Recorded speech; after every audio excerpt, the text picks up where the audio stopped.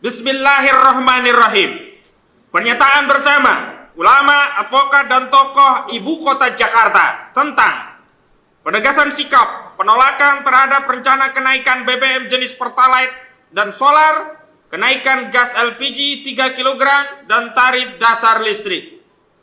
Sebagaimana dikabarkan, dalam respon kenaikan harga komoditas, pemerintah melalui Menteri Keuangan Sri Mulyani Indrawati telah menyampaikan usulan penyesuaian beban subsidi dan kompensasi sektor energi dan mendapatkan persetujuan dari Badan Anggaran Banggar DPR RI. Asumsi harga minyak mentah Indonesia, Indonesian Crude Price atau ICP yang digunakan dalam APBN 2022 sebesar 63 US dollar per barel yang awalnya dijadikan patokan, saat ini nilai ICP berada di atas 100 US dollar per barel, yaitu 102,5 US dollar per barel. Meningkatnya harga minyak dan tidak adanya kebijakan penyesuaian harga menyebabkan beban subsidi dan kompensasi meningkat signifikan. Kenaikan tarif dasar listrik menjadi konsekuensi logis merespon kondisi tersebut. Sementara itu, tidak ada jaminan harga BBM jenis Pertalite, solar, dan gas LPG 3 kg tidak ikut merangkak naik. Terlebih lagi, Menteri Keuangan sudah menyampaikan adanya kerugian yang dialami Pertamina dan PLN. Berkenaan dengan hal itu, kami, para ulama, advokat, dan tokoh ibu kota Jakarta kembali menyampaikan hal-hal sebagai berikut. 1. Bahwa tugas utama negara adalah mengurusi dan melayani rakyat, bukan berdagang dengan rakyat. Hubungan yang harus dibangun adalah hubungan yang melayani dan meringankan beban rakyat, bukan berdagang dengan logika untung rugi. Mana sejalan dengan sabda baginda Nabi Muhammad SAW yang bersabda, Al-imamu ra'in bahwa mas'ulun an ra'iyati. Imam atau khalifah adalah ra'in, pengurus pelayan rakyat, dan ia bertanggung jawab atas pengurusan rakyatnya. Hadis riwayat Al-Bukhari. 2.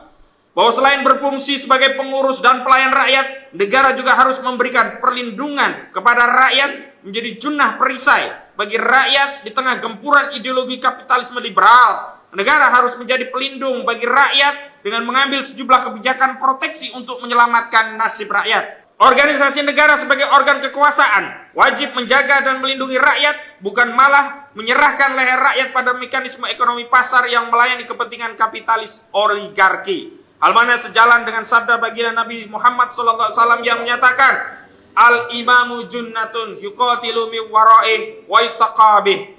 Imam atau khalifah adalah junnah, laksana perisai, yang dimana rakyat berperang di belakangnya. Hadis riwayat Al-Bukhari. 3. Bahwa rencana pemerintah yang akan menaikkan harga BBM jenis Pertalite dan solar, harga gas LPG 3 kg, dan menaikkan tarif dasar listrik TDL adalah konfirmasi kebijakan yang sangat liberal, hanya melayani kepentingan oligarki dan kehendak kapitalisme global dengan mengabaikan hak dan kepentingan rakyat. Kebijakan seperti ini jelas kebijakan yang zalim, apalagi di tengah beban kehidupan rakyat yang sudah berat akibat dampak dari pandemi yang belum sepenuhnya pulih.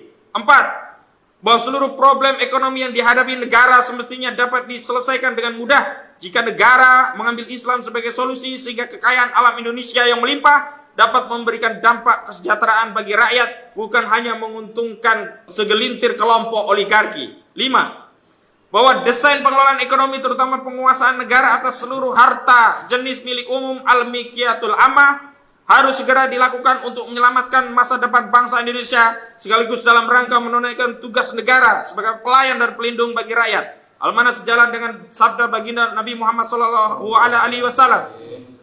Al-muslimuna asyuraka'u fi salasi fil kala'i wal nar. Kaum muslimin berserikat dalam 3 perkara, yaitu padang rumput, air, dan api. Selanjutnya, kami ulama, advokat, tokoh ibu kota Jakarta menyampaikan pernyataan sikap dan tuntutan sebagai berikut. Pertama, menuntut kepada Presiden Republik Indonesia selaku pemegang visi dan misi pemerintahan untuk tidak menaikkan harga BBM jenis Pertalite dan solar, harga gas LPG 3 kg, dan kenaikan tarif dasar listrik dengan alasan apapun.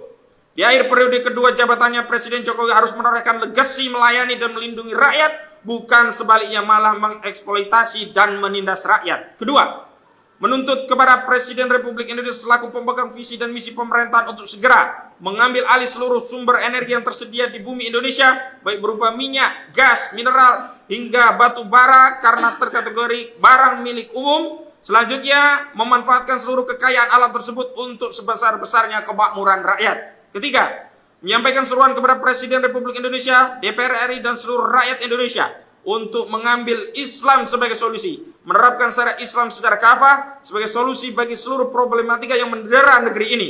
Dengan menerapkan syariat Islam secara kafah, pemerintah Indonesia akan dapat melayani rakyat dengan baik dan memproteksi negara dari kejahatan ideologi kapitalisme liberal yang melakukan penjajahan ekonomi kepada seluruh umat dan bangsa di dunia.